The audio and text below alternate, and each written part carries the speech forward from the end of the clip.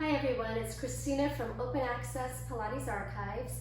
I wanted to share a little find that I made last week, but before I do, I hope you enjoyed the post I made yesterday about the Pilates weighted shoes. I know a lot of people sometimes think about iron shoes, which are a little different than what Joe used, which were canvas ballet slippers really, with steel plates, steel weighted plates inserted inside the sole of the shoe.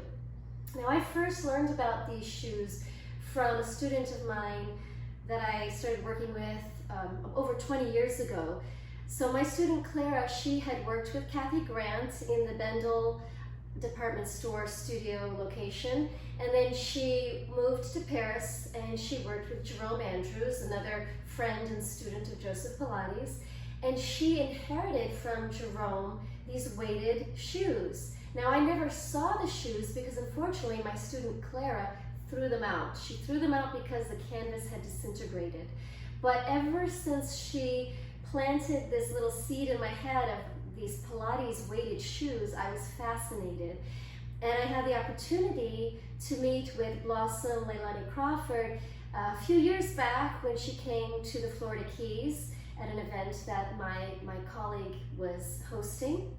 And one of the first things I brought up in our conversation were the Pilates weighted shoes, because I knew that she had a pair from Kathy Grant, and that's the pair that I featured in yesterday's post. Now, as I looked at those shoes, I realized these canvas ballet slippers were very similar to the canvas, these are very old, but the canvas ballet slippers that my husband had made especially for him when he was dancing in Russia with the Bolshoi Ballet.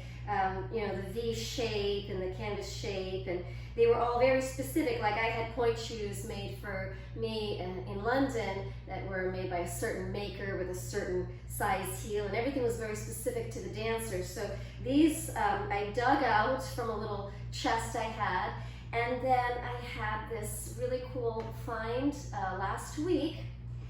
These are vintage, I don't know how old, but they are not the same shape exactly, but they are steel weighted shoe plates.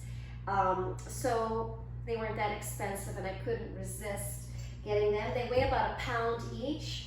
And so this really is how Joe got started, right? I mean, it looks just like what Blossom shared.